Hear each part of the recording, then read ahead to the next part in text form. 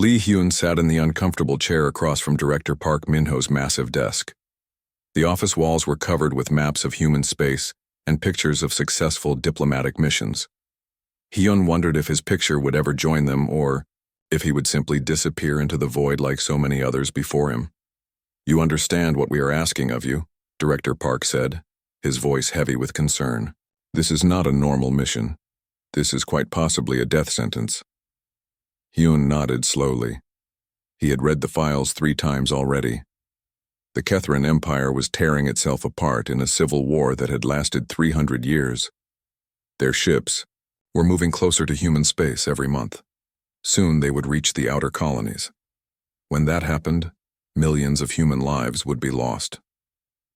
"The Althari tried first," Park continued, pulling up holographic displays of previous diplomatic attempts. "They sent their best negotiators, 5 of them. The Kethran sent back their heads in a box with a note saying that talk was for weaklings. The display changed to show crystal beings floating in space. The Vexani offered them technology beyond their understanding. Advanced weapons, faster ships, energy sources that could power entire worlds. The Kethran melted everything down and made it into more basic weapons. They said gifts were for beggars." Another image appeared, showing insect-like creatures with multiple arms. The Threx brought an entire war fleet to intimidate them into peace. The Kethran destroyed every ship and sent the survivors back with missing limbs. They said fear was for cowards. Hyun studied each image carefully. Every species that had attempted diplomacy with the Kethran had failed completely. Most had lost lives in the process. The Kethran seemed to respect only strength, but they had their own definition of what strength meant. "Why do you think I can succeed where others have failed?" Hyun asked. Park leaned back in his chair. "Because you are crazy enough to volunteer for this mission, and because you have a reputation for doing things differently." Hyun thought about his previous assignments. He had negotiated trade agreements with the gas-breathing Nethans by learning to communicate through color changes in atmospheric gases. He had prevented a war between 2 machine civilizations by teaching them human music. He had even managed to establish peaceful relations with the Hive Mind Collective by sharing human dreams through neural interfaces. "What do we know about their culture?" Hyun asked. "They are warriors," Park replied. "Everything in their society revolves around combat. They measure worth by how many enemies you have killed. Their leaders are called Warlords, and they maintain power through constant fighting. They have no art, no literature, no science that is not related to making better weapons." The display showed images of massive reptilian humanoids covered in scales and scars. They stood over 9 feet tall and looked like they could tear a human apart with their bare hands. Their ships were crude but effective, built like flying fortresses covered in weapons. "They have 4 main factions," Park continued. "Each one is led by a warlord who claims to be the rightful ruler of all Kethran. They have been fighting over the same territory for centuries. Nobody even remembers what started the war anymore." Hyun studied the faces of the warlords. Gethik the Bone Crusher looked like living death, his scales marked with ritual scars that covered most of his visible body. Vorthak the Blood Drinker had filed his teeth into sharp points and wore armor made from the bones of his enemies. Zethran, the World Burner, had cybernetic implants that replaced parts of his body lost in combat. Cathera the Death Speaker was the only female, but her reputation for violence exceeded even the males. "They do not seem like the type to sit down for peaceful negotiations," Hyun observed. "That is exactly the problem," Park said. "Every diplomatic approach we can think of has already been tried and failed. The Galactic Council is getting desperate. Some members are suggesting a preemptive military strike against the Kethran before they reach our space." Hyun frowned. A military solution would mean the deaths of billions of beings on both sides. Even if humanity and its allies won, the cost would be enormous. There had to be another way. "What about their daily lives?" Hyun asked. "What do they do when they are not fighting?" Park looked confused. "They are always fighting. That is what the reports say. They live for battle." "But they must eat," Hyun said. "They must sleep. They must have some kind of social interaction that does not involve violence." Park pulled up more files. "The intelligence reports are limited. We know they eat mostly raw meat and drink some kind of fermented alcohol. They sleep in shifts to guard against attacks. As for social interaction, it mostly consists of challenges to combat and boasting about past victories. Hyun leaned forward. Something about this felt incomplete. Every intelligent species had some form of culture beyond warfare, even if it was not obvious to outsiders. Perhaps the previous diplomatic missions had failed because they had not understood what the Kethrin truly valued. I want to accept the mission, Hyun said. Park stared at him. Are you sure? I cannot guarantee that we will be able to retrieve your body for burial. I am sure, Hyun replied. But I want to do this my way. No military escort, no fancy gifts, no threats or bribes. Just me and a small crew. What do you plan to do that is different from the others? Hyun smiled. I plan to cook for them. Park blinked several times. I am sorry, did you say cook? Every culture has food, Hyun explained. Food is one of the most basic needs of any living being. It is also one of the most personal things. The way we prepare and share food says something about who we are. The Kethrin eat raw meat, Park said slowly. They probably do not even know what cooking is. Then I will teach them, Hyun said. I will show them that food can be more than just fuel for fighting. Maybe I can show them that there are other ways to find satisfaction and meaning. Park looked at him as if he had lost his mind. You want to end a 300-year civil war by teaching alien warlords to cook? Stranger things have worked, Hyun said. Park was quiet for a long time. Finally, he activated his communication system. Commander Kim Ji-won, report to my office immediately. A few minutes later, a woman in a naval uniform entered the room. She was young for a starship commander, but her record showed exceptional skill in both combat and diplomacy. Commander Kim, Park said, meet Ambassador Lee Hyun. You will be taking him into Kethrin space. Kim looked at both men with surprise. Sir, Kethrin space is a war zone. Our ships have standing orders to avoid that entire sector. This is a special mission, Park explained. The ambassador believes he can negotiate peace with the warlords. Kim studied Hyun carefully. With respect, sir, what makes you think you can succeed where others have failed? I plan to cook for them, Hyun said simply. Kim blinked. Cook. Cook, Hyun confirmed. Kim looked at Park, who shrugged helplessly. The Galactic Council has authorized this mission. We leave in 3 days. As they prepared to leave, Park pulled Hyun aside. I hope you know what you are doing. If this goes wrong, Earth will deny any knowledge of your mission. Hyun nodded. I understand. And Hyun, Park added quietly, if you do manage to make contact with the warlords, remember that they respect strength above all else. Do not show weakness or fear. It will get you killed. 3 days later, Hyun stood on the bridge of the Harmony's edge as it approached the border of Kethrin space. The ship was small and fast, designed for diplomatic missions rather than combat. Commander Kim had chosen a crew of volunteers who understood the risks. Sir, the communications officer called out, we are receiving multiple targeting signals. Kethrin warships are surrounding us. Kim looked at Hyun. Last chance to change your mind, Ambassador. Hyun straightened his diplomatic uniform and checked the portable cooking equipment he had brought with him. Open a channel to the Kethrin ships. Channel open, sir. Hyun took a deep breath. This is Ambassador Lee Hyun of the Terran Diplomatic Corps. I request permission to land on your world and speak with your leaders. I come in peace and I bring gifts that I believe you will find interesting. The response came quickly, in a voice like grinding stone. Human, you have entered Kethrin space without permission. Prepare to die like all the other weaklings who came before you. I understand your caution, Hyun replied calmly.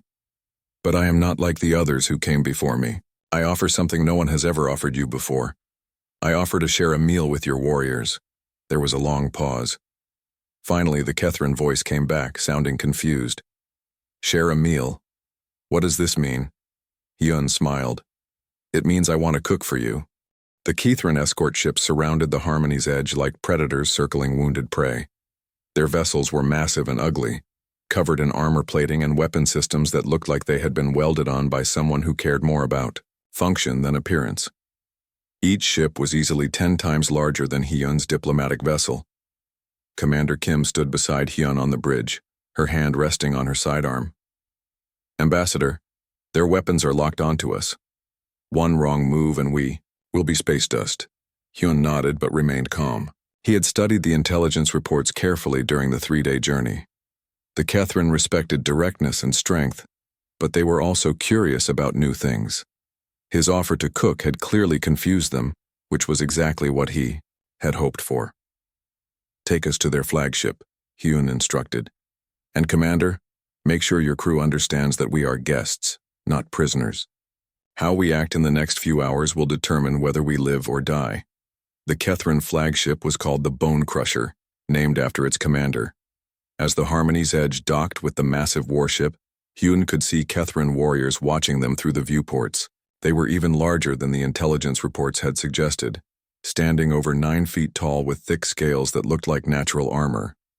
The docking bay was a chaotic mess of weapons, spare parts, and what looked like trophies taken from defeated enemies.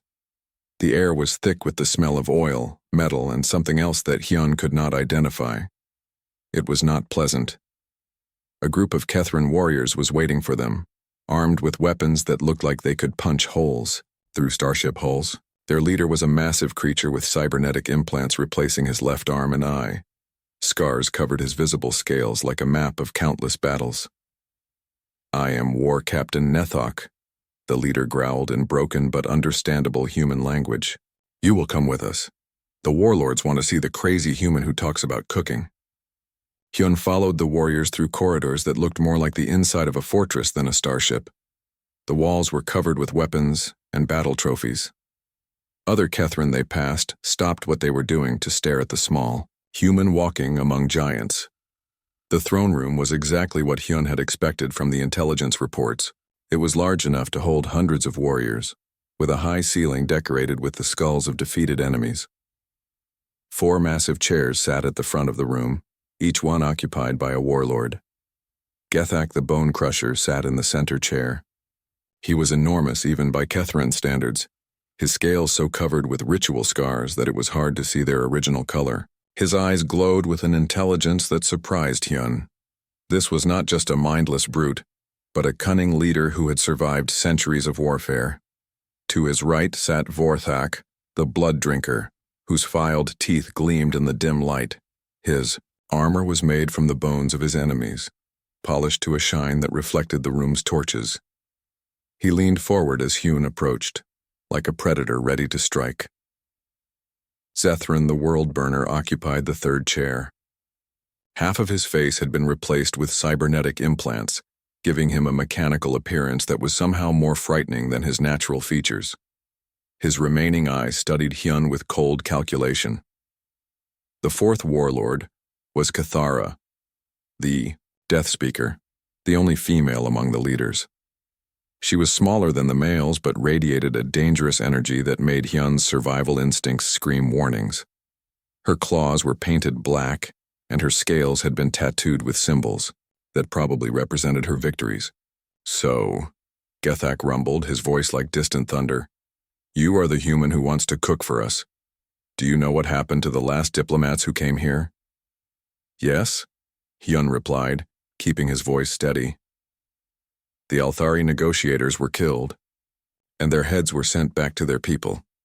The Vexani gifts were melted down for weapons. The Threx warfleet was destroyed. Vorthak laughed, a sound like grinding metal. At least this one did his homework. But tell me, little human, why should we not simply kill you now and save ourselves the trouble of listening to more weak words about peace? Hyun had prepared for this moment. Everything depended on his next words. Because I am not here to offer you peace through weakness. I am here to offer you something that no warrior among your people has ever experienced. I am here to show you a new kind of strength. The warlords looked at each other with interest. This was not what they had expected to hear. What kind of strength? Cathara asked, her voice like silk over steel. The strength that comes from creation instead of destruction, Hyun said. The strength that comes from taking simple ingredients and transforming them into something greater than the sum of their parts. The strength that comes from feeding others and building bonds that cannot be broken by weapons. Zethran's cybernetic eye whirred as it focused on Hyun. You speak in riddles. Explain this cooking you mentioned. Hyun reached into his diplomatic bag and pulled out a small device. The Kethran warriors immediately raised their weapons, but Hyun moved slowly and kept his hands visible. This is a portable cooking unit, he explained. It uses controlled heat and precise timing to transform raw ingredients into prepared food. The process requires skill, patience, and understanding of how different elements work together. We eat raw meat, Gethak said dismissively. Cooking is for weaklings who are afraid of blood. With respect, Warlord Gethak, that is like saying that forging weapons is for weaklings who are afraid of raw metal. Both cooking and weapon making take basic materials and improve them through the application of heat, skill, and knowledge. This comparison seemed to get their attention. Weapon making was highly respected among the Kethran. You compare cooking to forging weapons? Vorthak asked. I do, Hyun replied. A master weaponsmith takes crude ore and transforms it into a blade that can cut through armor. A master cook takes simple ingredients and transforms them into food that can strengthen the body and satisfy the spirit in ways that raw meat cannot. Cathara leaned forward. And you claim to be a master of this cooking? I make no claims, Hyun said. I offer only to demonstrate. Give me access to your food stores and I will prepare a meal that will show you what I mean. If you are not impressed, you can kill me then. The warlords discussed this among themselves in their own language. Hyun could not understand the words, but he could read their body language. They were curious despite themselves. Finally, Gethak spoke. Very well, human. You may attempt this cooking, but know this.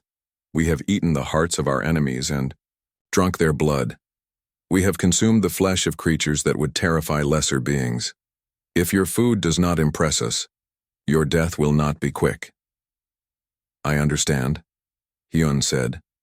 But first, I need to know what ingredients you have available. War Captain, Nethok led Hyun to the ship's food storage areas. What he saw there was both better and worse than he had expected. The Kethran had access to a variety of meats from different creatures, but everything was stored raw and without any kind of seasoning or preparation. There were also various plants and fungi that the Kethran used to make their fermented alcohol. Some of them looked like they might work as seasonings or vegetables. It would be a challenge, but Hyun thought he could work with what was available. When do you want to eat? Hyun asked. Now, Gethak replied. We are always ready to eat. Hyun nodded and began to work. He selected several different types of meat and examined the plant materials carefully. Some of them smelled similar to spices he knew, while others were completely unfamiliar. He would have to experiment and hope for the best. The cooking process drew a crowd of curious Kethran warriors. They had never seen anyone deliberately apply heat to food before. Some of them seemed disgusted by the process, while others watched with fascination as the raw meat began to change color and smell. What is that smell? One warrior asked. That is the smell of protein changing structure under controlled heat, Hyun explained as he worked. The heat breaks down tough fibers and creates new flavors that do not exist in raw meat. As the meal neared completion, more and more warriors gathered to watch. Even some of the warlords came down from their throne room to see what the human was doing. When Hyun finally presented the finished meal, the silence in the room was complete. He had managed to create something that looked and smelled unlike anything the Kethran had ever encountered. This is Thanok steak, prepared with heat and seasoned with local plants that enhance its natural flavors, Hyun explained. I also prepared what you might call side dishes, using the fermented plants you use for alcohol but prepared differently. Gethak looked at the food suspiciously. And you expect us to eat this? I expect you to try it, Hyun said. If you do not like it, you can always go back to raw meat. But I think you might be surprised. The warlord picked up a piece of the cooked meat and examined it carefully. Then, with the courage that had made him a leader, he put it in his mouth and began to chew. His expression changed immediately. His eyes widened, and he chewed more slowly, as if trying to understand what he was experiencing. This is, he paused, searching for words, different. The other warlords looked at him with concern. Different how? Cathera asked. Better, Gethak admitted quietly. It is better than raw meat. And with those words, everything changed. Word of Gethak's admission spread through the flagship like wildfire. Warriors who had been preparing for another day of pointless combat suddenly found themselves talking about something completely different. The human had created food that their supreme warlord called better than raw meat. Within hours, delegations from the other 3 factions arrived at the Bone Crusher. Hyun watched from the observation deck as massive warships docked with the flagship. Each one brought hundreds of warriors who wanted to see this strange human magic for themselves. Ambassador, Commander Kim said quietly, we may have a problem. These ships are armed to the teeth and their crews look ready for battle. If fighting breaks out while we are here, we will be caught in the middle. Hyun nodded, but did not look concerned. Fighting is not what they came for. They came because they are curious. Curiosity is something we can work with. The throne room had been rearranged to accommodate representatives from all 4 factions. Hyun noticed that the warriors kept their weapons close and watched each other with barely concealed hostility. Centuries of warfare did not disappear overnight. Vorthak the Blood Drinker was the first to demand a demonstration. I have heard that Gethak claims your food is superior to what warriors should eat. I think he has gone soft in his old age. Prove to me that this cooking is not just trickery for weaklings. Hyun had prepared for this moment. He had spent the morning studying the different types of meat available and experimenting with the local plants that might serve as seasonings. He was beginning to understand the possibilities. I will cook for all of you, Hyun said. But I want to do something different this time. Instead of cooking alone while you watch, I want some of your warriors to help me. Cooking, like fighting, is something that can be learned. The suggestion caused an uproar among the assembled warriors. The idea of participating in food preparation was almost insulting to beings who defined themselves through combat. Warriors do not prepare food, Zethran declared, his cybernetic eye flashing. That is work for slaves and the defeated. Is forging a blade work for slaves? Hyun asked. Is maintaining weapons beneath a warrior's dignity? Is understanding how to care for your equipment a sign of weakness? The comparison made them pause. Weapon maintenance was a crucial skill for any warrior. Cooking is like weapon maintenance, Hyun continued. It is a skill that makes you stronger and more self-reliant. A warrior who cannot maintain his weapons will die in battle. A warrior who cannot prepare proper food will grow weak and sick. Cathera laughed, a sound like breaking glass. The human makes an interesting point. Perhaps some of my warriors are brave enough to learn this new skill. The challenge in her words was clear. No Kethran warrior would back down from a dare, especially one issued by the Death Speaker herself. Reluctantly, several warriors from each faction volunteered to assist. Hyun divided them into groups and began teaching them basic techniques. He showed them how to control heat, how to recognize when meat was properly cooked, and how to use the local plants to enhance flavors. The results were mixed at first. Some warriors applied too much heat and burned their portions. Others were too cautious and left their meat barely changed from its raw state. But gradually, with Hyun's guidance, they began to understand the principles involved. The key, Hyun explained as he worked alongside a massive warrior named Keth, is patience and attention. You cannot rush the process, but you also cannot ignore it. You must watch, smell, and taste as you work. Keth nodded seriously. He was from Gethak's faction and took pride in learning quickly. His first attempts had been disasters, but his latest effort actually smelled appetizing. Human Hyun, Keth said, this is harder than fighting. How so? In fighting, I know my enemy. I can see what they will do and react accordingly.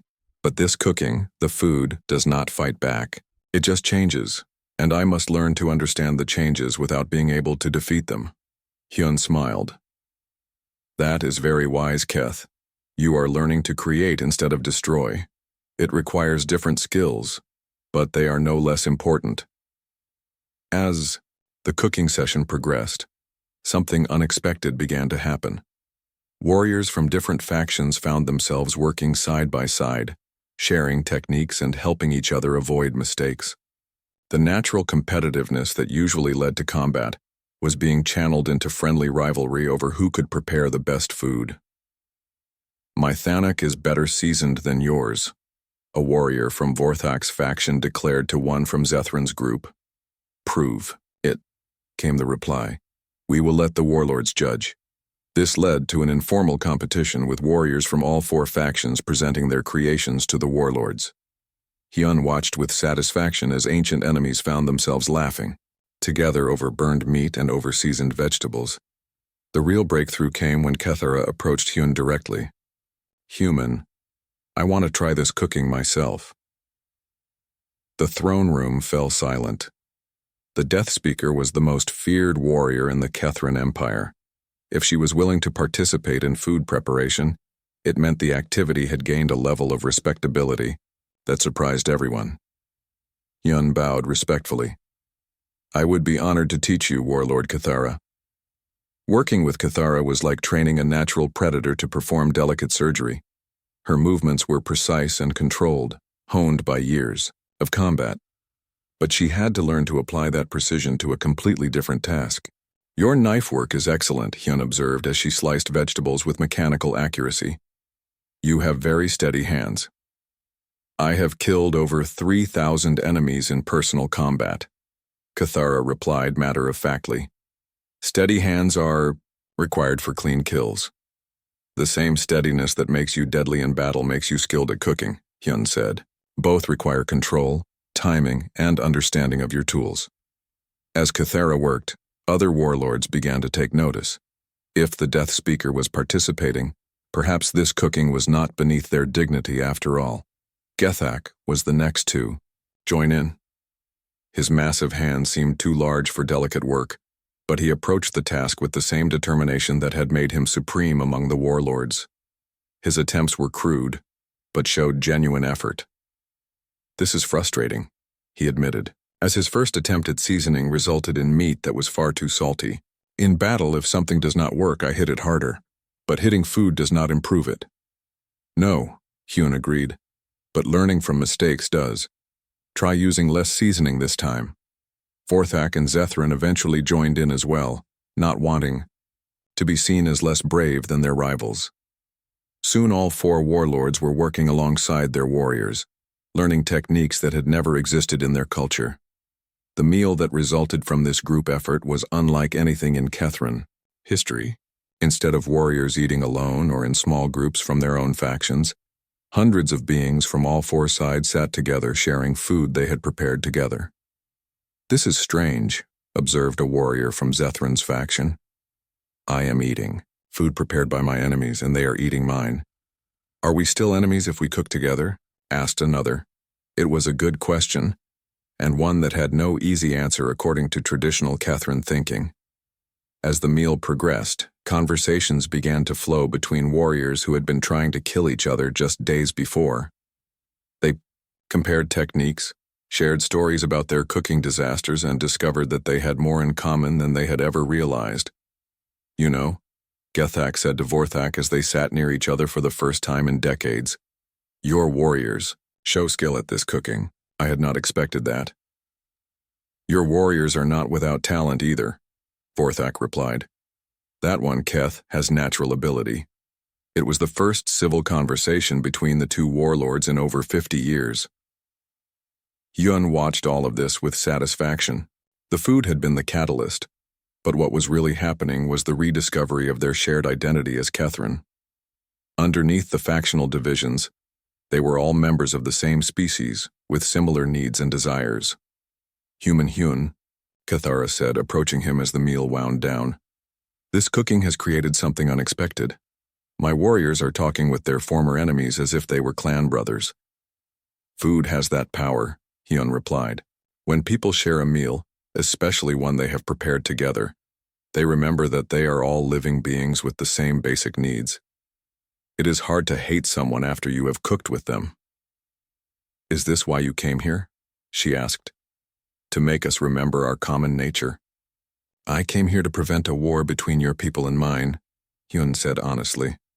But I also came because I believe that all intelligent beings have more in common than they have differences. Sometimes we just need to be reminded of that. Cathara nodded slowly. You may be right, human, but changing the thinking of an entire empire will take more than one shared meal. Then we will have many shared meals, Hyun replied. As many as it takes. As the evening ended and the warriors began to return to their ships, Hyun noticed that they were taking samples of cooked food with them. More importantly, they were asking questions about how to prepare it themselves. The revolution had begun, not with weapons or threats, but with the simple act of cooking together and sharing the results. Hyun allowed himself a small smile of satisfaction. Commander Kim appeared at his elbow. Ambassador, I have to admit, when you said you were going to... The changes began small but spread quickly through the Kethran fleets. Warriors who had tasted the cooked food started requesting ingredients from their supply ships. Cooking fires appeared on vessels that had never seen anything but weapons maintenance. The most surprising development was that warriors from different factions began visiting each other's ships to share techniques and ingredients. Hyun established what he called a culinary exchange program between the fleets. Each day, small groups of warriors would travel between ships to learn new methods and teach others what they had discovered. What started as simple curiosity about food was becoming something much larger. Human Hyun, War Captain Nethok said during one of these exchanges. My warriors are spending more time talking about cooking than about their next battle. Some of my officers are concerned that we are losing our warrior spirit. Hyun was teaching a group of mixed warriors how to prepare what he called fusion broth, a soup that combined elements from all four factions' traditional foods. The warriors were working together naturally now, no longer separating by faction lines. Tell me, War Captain, Hyun replied while stirring the broth, what makes a warrior strong? Physical power, combat skill, courage in battle, Nethok answered immediately. And what provides physical power? Training, discipline, proper equipment. And what fuels the body that provides the strength for training? Nethok paused, beginning to see where this was leading. Food. Exactly. A warrior who eats poorly will be weak in battle. A warrior who understands nutrition and proper food preparation will be stronger than one who does not. Your warriors are not losing their warrior spirit. They are discovering new ways to make that spirit stronger. This logic appealed to the practical Kethran mind. Within days, cooking was being discussed not as a leisure activity but as combat preparation. Warriors began experimenting with foods that would provide energy for long battles or help with recovery from injuries. The real transformation began when Cathara made an unexpected announcement to the assembled fleets. She had been working with Hyun to develop new recipes and had become genuinely skilled at food preparation. Warriors of all factions, her voice boomed across the communication channels, I challenge you to a new kind of competition, not combat to the death, but cooking to the perfection. Let us see which faction can create the most superior feast. The response was immediate and enthusiastic. The competitive nature that had driven the Civil War was now being channeled into culinary rivalry. Factions that had been trying to destroy each other began trying to outcook each other instead. Gethak's faction specialized in meat preparation, developing techniques for creating tender, flavorful proteins from the toughest cuts. Vorthak's group became experts at seasoning, discovering combinations of local plants that created complex and satisfying flavors. Zethran's faction focused on cooking methods, experimenting with different heat levels and timing to achieve perfect results. Cathara's warriors excelled at presentation, making their food not just taste good but look impressive as well. This is remarkable, Commander Kim observed as she watched warriors from opposing factions sharing cooking tips during what would normally have been a battle planning session. They are collaborating instead of fighting. Hyun nodded but remained focused. On his current project, he was working with several Kethran warriors to develop what he called memory food, dishes based on traditional recipes that older warriors remembered from before the war began. Tell me about the food you ate as a child, Hyun said to an elderly warrior named Vek. before the fighting became so intense. Vex's scarred face took on a distant expression. My grandmother made a stew from wild roots and small game. She would cook it slowly over a low fire for an entire day. The smell would fill our dwelling and call the family together for the evening meal. Do you remember what ingredients she used? Some roots that grew near water, a type of small bird that is now extinct on our worlds, leaves from a plant that my people called memory herb because the elders said it helped you remember important things. Hyun made notes and asked other warriors for similar memories.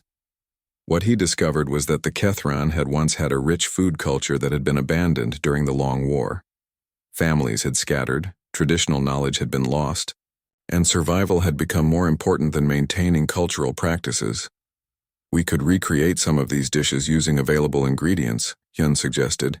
Not exactly the same, but similar enough to bring back the memories. The project captured the imagination of warriors throughout the fleets.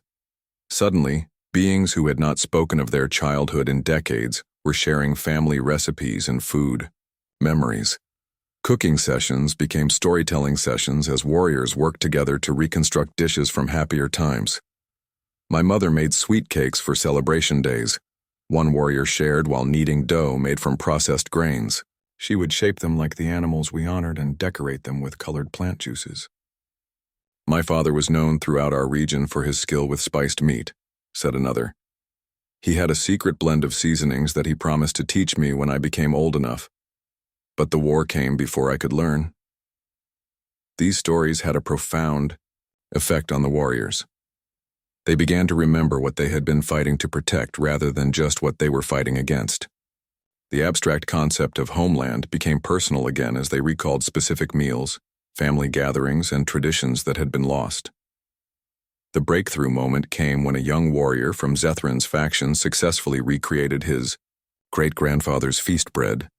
The recipe had been passed down through 4 generations before being lost when his family was killed in one of the early battles. "Taste this," the young warrior said, offering pieces of the bread to his companions. This is what celebration tasted like before the war. The bread was simple but perfect, with a slightly sweet flavor and dense texture that satisfied hunger in a way that military rations never could. Warriors who tasted it found themselves remembering their own family celebrations and lost traditions. "We have forgotten so much," Gethek said quietly as he ate the bread. "In our desire to win the war, we have lost sight of what we were trying to preserve." "It is not too late," Hyun said. "Culture can be rebuilt, traditions can be restored, but first you need peace." This led to the most important conversation yet.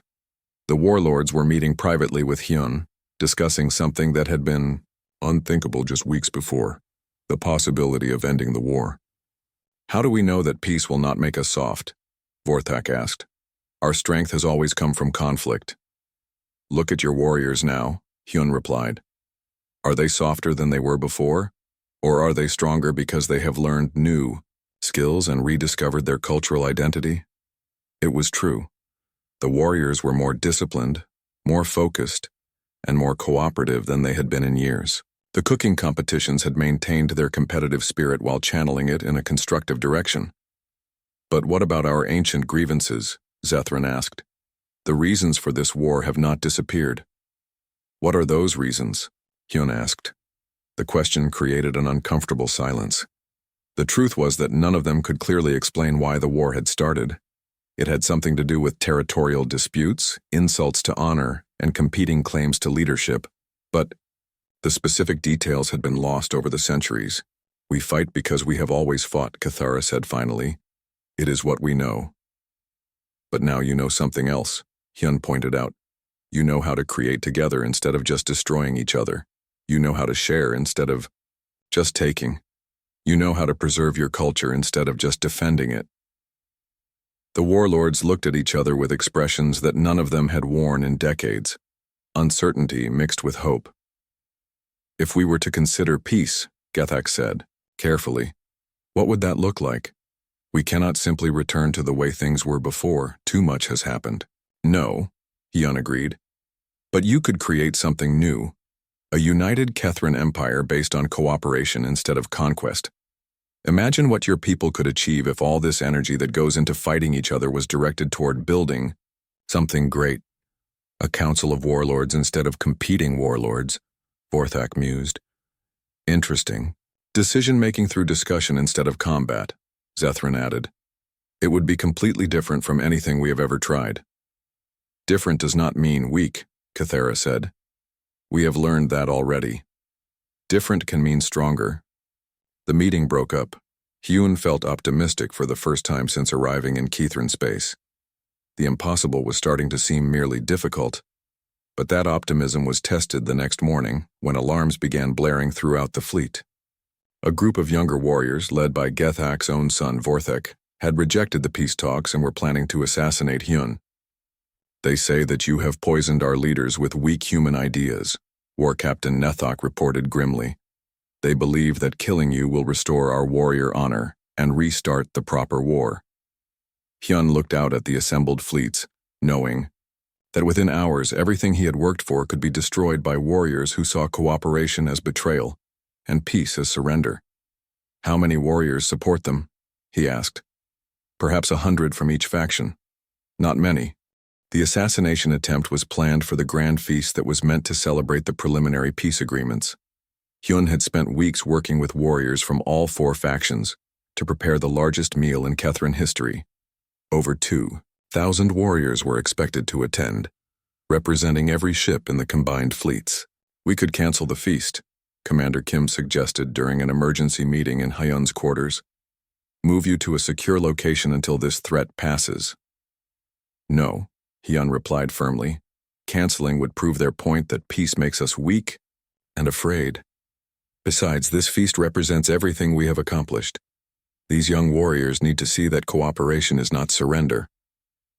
War Captain Nethok looked uncomfortable. Ambassador Vorthek is Gethak's son, but he has many followers among the young warriors. They feel that their leaders have been corrupted by human influence. They see the cooking and sharing as betrayal of Kithrin traditions. Hyun had expected this kind of resistance. In every culture, there were always those who saw change as threat rather than opportunity. The key was to demonstrate that the changes made them stronger, not weaker. What do they plan to do exactly? Hyun asked. They will attend the feast as invited guests, Nethok explained. During the main course, when you stand to address the assembled warriors, they will attack. They expect that killing you will shock the other warriors back to their senses and restart the war. And what do you think will happen if they succeed? Nethok considered this seriously. Chaos. The warlords will blame each other for the security, failure. The peace talks will collapse. We will return to fighting, probably with more hatred than before, because we will see this brief peace as a cruel joke. Hyun nodded. Then we need to make sure they do not succeed. But I do not want them killed or punished. They are young and afraid of losing their identity. We need to show them that they can keep their warrior pride while embracing these changes. The solution came from an unexpected source. Keth, the warrior who had been one of the first to learn cooking, approached Hyun with a proposal. Human Hyun, we who have learned your teachings do not want to see you killed. More importantly, we do not want to see our people return to pointless war. Will you allow us to protect you during the feast? How do you mean? Let us serve as your honor guard, not to fight Vorthek and his followers, but to demonstrate that we have not become weak. Let them see that warriors who cook are still warriors who can fight. The idea had merit, but Hyun wanted to take it further. What if we did something even more dramatic? What if we showed them that unity makes us stronger than division ever could? As the day of the grand feast arrived, the main hall of the Bone Crusher had been transformed. Long tables stretched across the enormous room with no separation between factions. Warriors from all 4 groups sat mixed together, as had become natural during the cooking exchanges. The feast itself was magnificent. Dishes from every tradition were represented, along with new fusion creations that combined elements from multiple factions. The air was filled with aromas that would have been impossible to imagine in the old days of raw meat and fermented alcohol. Hyun stood to address the gathering, knowing that somewhere among the seated warriors were those who planned to kill him. He could see Vorthek sitting with a group of young warriors, their expressions hard and unforgiving, Warriors of the Kithran Empire, Hyun began, his voice carrying clearly across the vast hall. 3 weeks ago, you were enemies. Today, you sit together sharing food that you prepared together. Some say this makes you weak. I say it makes you the strongest force in the galaxy. As he spoke, Hyun could see Vorthek and his followers shifting. Restlessly, they were preparing to act, waiting for the right moment to strike. A warrior's strength comes not just from his ability to destroy, but from his ability to create. A warrior's courage is shown not just in how he faces death, but in how he chooses life. A warrior's honor is measured not just by his victories over enemies, but by his victories over his own anger and hatred. Vorthek stood suddenly, his hand moving to his weapon. "Enough!" he shouted. "You have poisoned our leaders with soft human words. Warriors do not cook. Warriors do not make peace with enemies. Warriors fight until victory or death." The hall erupted in motion as Vorthek's followers drew their weapons and charged toward the speaking platform. But what happened next surprised everyone, including Hyun. Instead of chaos and confusion, the response was immediate and coordinated. Warriors from all 4 factions moved as one to protect their human guest. But they did not draw weapons or strike back violently. Instead, they formed a living barrier around Hyun, using their bodies and voices to stop the attack. "Vorthek, stop," shouted Keth, stepping directly into the young warrior's path. "You dishonor your father and your people with this madness." "Stand aside, old fool," Vorthek snarled. "You have been corrupted by the human's weakness." "Have I?" Keth asked calmly. "Then test me. Challenge me to single combat here and now. If I have become weak, you should easily defeat me." The challenge caught Vorthek off guard. Single combat was a sacred tradition among the Kithran, one that could not be refused without losing all honor. "Very well," Vorthek agreed. "When I defeat you, everyone will see that these peace talks have made you soft." What followed was the most watched combat in recent Kithran history. The entire hall formed a circle around the 2 warriors as they faced each other with traditional weapons. Hyun watched with fascination as the crowd naturally arranged itself. With no regard for factional loyalties, they were simply Kithran watching Kithran. The fight was brief but decisive. Keth had indeed changed during the weeks of cooking and cooperation, but not in the way Vorthek expected. His movements were more controlled, his strategy more thoughtful, his technique more refined. He fought not with blind rage, but with focused purpose. When Keth disarmed Vorthek and held a blade to his throat, the young warrior's expression showed shock and confusion. "You are stronger than before," Vorthek gasped. "How is this possible?" "Because I learned to work with others instead of just fighting against them," Keth replied. "Because I discovered that cooperation makes all of us better. Because I found new purposes beyond just killing enemies." Keth stepped back and offered his hand to help Vorthek stand. "The human has not made us weak, brother. He has made us complete." The gesture of helping a defeated opponent to his feet sent a powerful message throughout the hall. This was not the behavior of weakened warriors, but of confident ones who could afford to show mercy. Gethak stood and addressed his son directly. "Vorthek, you have seen combat between warriors who embrace cooperation and those who cling to old hatreds. Which appeared stronger to you?" Vorthek looked around the hall at hundreds of warriors who had unified to protect their human guest without resorting to violence. The coordination and discipline they had shown was impressive, but it was their restraint that truly demonstrated their strength. He paused, struggling with concepts that challenged everything he had believed. "I may have been mistaken about what makes a warrior strong. Strength is not just the ability to destroy," Cathara said, approaching the defeated young warrior. "True strength is the ability to choose when to destroy and when to create. Your father and the other warlords have learned this. Perhaps it is time for you to learn it as well." The crisis was over, but its resolution had created something unexpected. The unity that the warriors had shown in protecting Hyun demonstrated that the separate factions had truly begun to think of themselves as one people again. "This changes everything," Vorthek observed quietly to his fellow warlords. "Did you see how they moved together? Without orders, without planning, they acted as a single force." They defended not just the human, but the idea he represents. Zethran agreed. They have become invested in this peace. Githak nodded slowly. Perhaps it is time to make this unity official. The remainder of the feast took on a different character. What had been planned as a celebration of preliminary agreements became a discussion of permanent solutions. Warriors who had just demonstrated their unity began talking seriously about what a united Kethran empire might look like. We would need new traditions, Cathera pointed out. New ways of resolving disputes that do not involve trying to kill each other. The cooking competitions have shown us one possibility, Hyun suggested.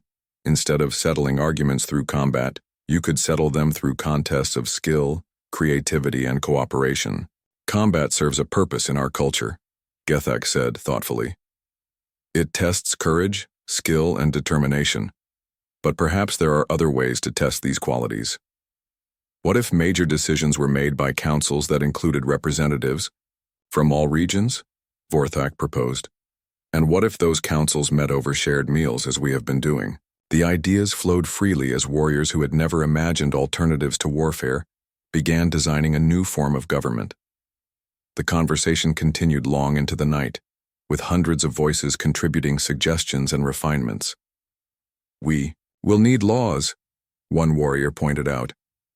Rules for how this new empire will function. We will need new rituals, said another.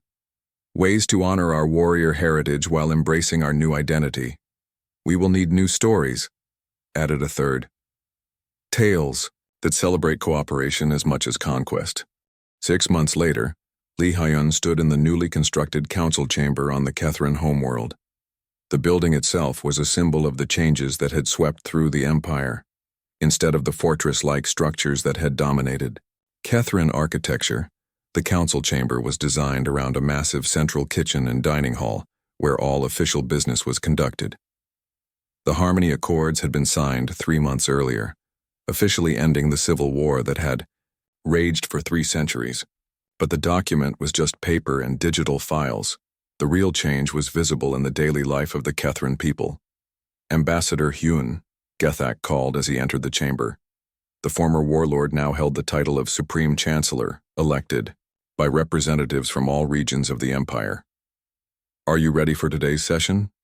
Today's council meeting would address the final details of the new trade agreement with Earth. It was the first formal treaty between humans and the unified Kethran Empire, and it focused heavily on cultural exchange programs. I am ready, Chancellor, Hyun replied. Though I admit I still find it strange to see you wearing chef's whites instead of battle armor. Gethak laughed, a sound that would have been unthinkable during his warlord days. The kitchen is a different kind of battlefield, but it requires just as much skill and courage. Perhaps more, since you cannot intimidate ingredients into submission.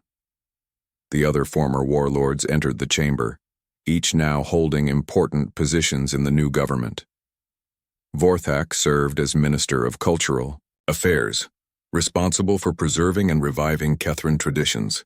Zethran had become Minister of Technology, applying his tactical mind to improving infrastructure and communication systems. Cathera held the position of Minister of Justice, using her precise nature to develop fair legal codes. The representatives are arriving, Cathera announced. Shall we begin the meal preparation? This had become the standard opening for all official meetings. Instead of beginning with formal ceremonies or speeches, government sessions started with collaborative cooking. The practice served multiple purposes. It ensured that everyone was fed during long discussions, it maintained the spirit of cooperation, that it ended the war, and it provided a natural way to break tension when debates became heated. Today's menu had been chosen to represent the diversity of the empire.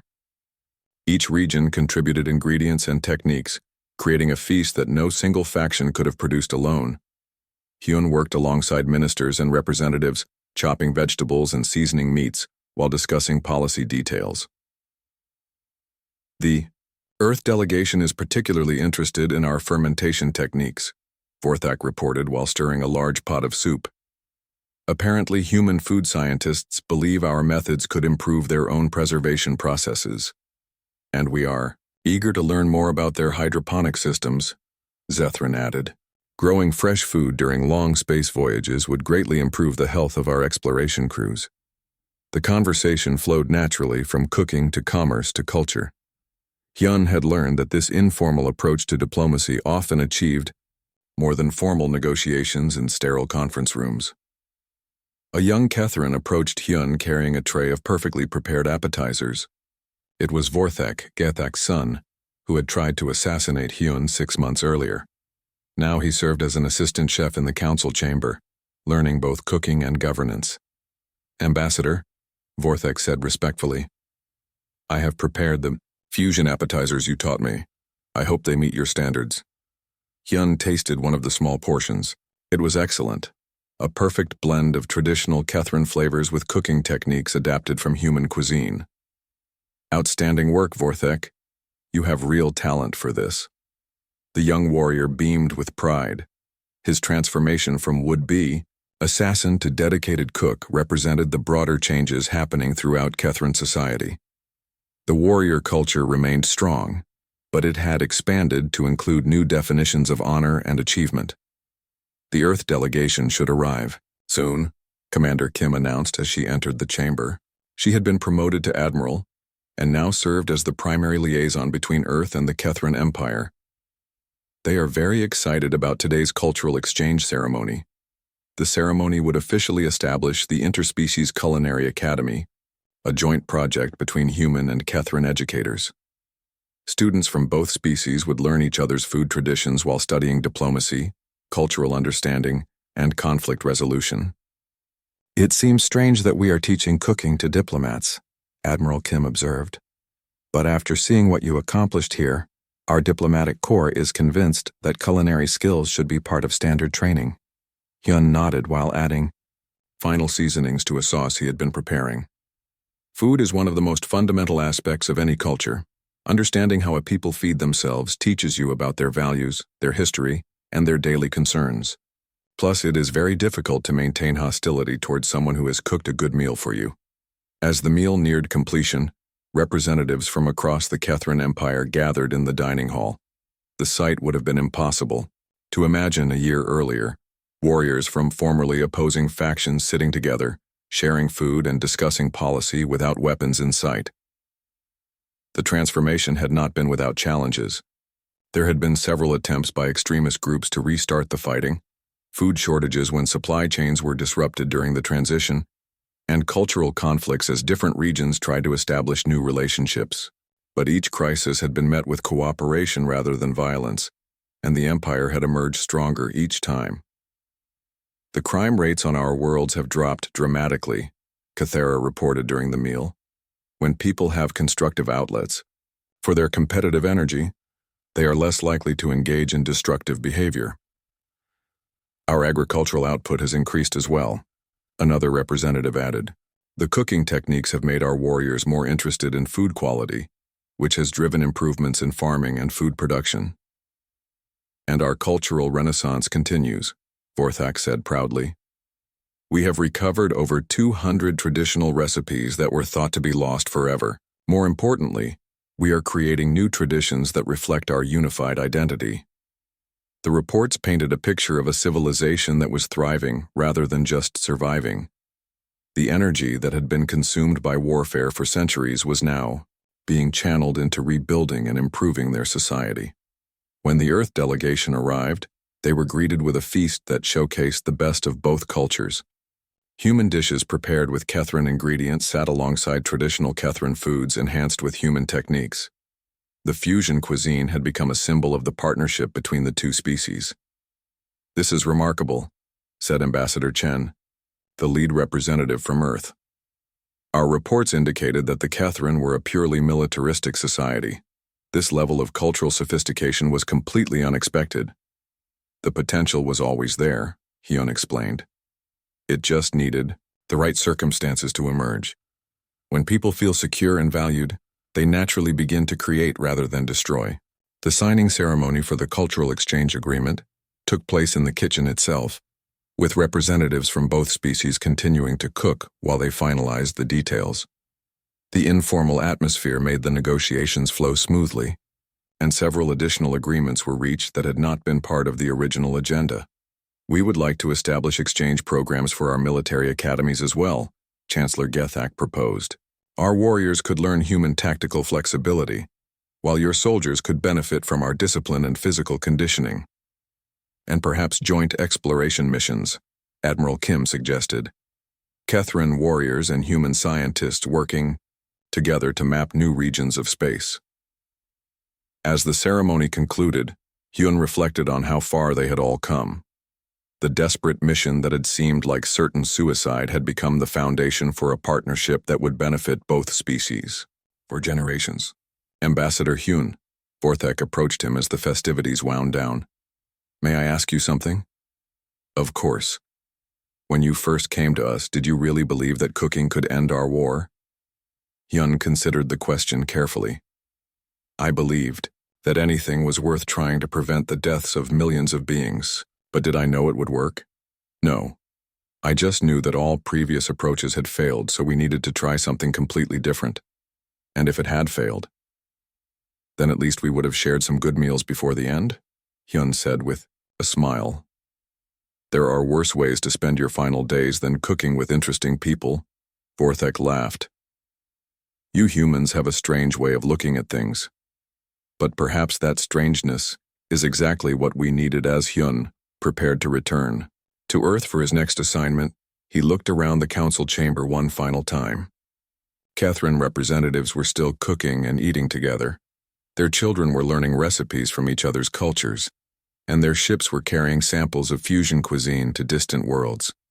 The Kethran Civil War was over, not because one side had defeated the others, but because all sides had discovered something better than victory. They had discovered the joy of creation, the satisfaction of cooperation, and the strength that comes from unity. Director Park Min-ho had been right.